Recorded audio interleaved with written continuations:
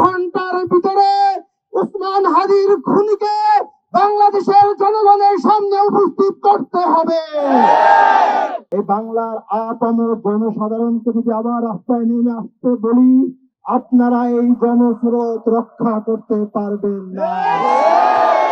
সরকারকে স্পষ্ট করে বলে দিতে চাই, হাদির খুনিরা যেখানে আছে, যে এজেন্সির কাছে আছে, অথবা দেশের বাইরেও যদি যেয়ে থাকে, সরকারের ওই দেশের সরকারের সাথে সমঝোতা করে খুনিকে আমাদের সামনে হাজির করতেই হবে।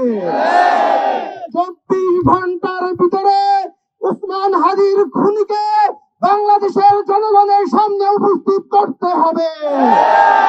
প্রিয় বিপ্লবী ছাত্র জনতা, যদি 24 ঘন্টার ভিতরে খুনিকে আমাদের সামনে উপস্থাপন না করে, পরবর্তী প্রোগ্রামের জন্য আপনারা শপথ গ্রহণ করুন। আগামীকালকে হাদি চত্বরে আমরা শহীদ শপথ গ্রহণ করব। সেই শপথ গ্রহণ করার পর থেকে হাদির খুনিকে আমাদের সামনে প্রকাশ্যে হাজির করা না পর্যন্ত আমরা ঘরে ফিরে যাব না।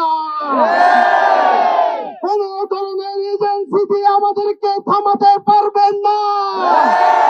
কোন ধরনের প্রলোভন দিয়ে আমাদেরকে থামাতে পারবেন না। আমরা শহীদ উসমান হাদির উত্তরসূরি, আমরা তিতুমিরের উত্তরসূরি। এই মুসলিম বঙ্গের মানুষের মুক্তির জন্য, ইনসাফের জন্য আমাদের সংগ্রাম চলছে, চলবে।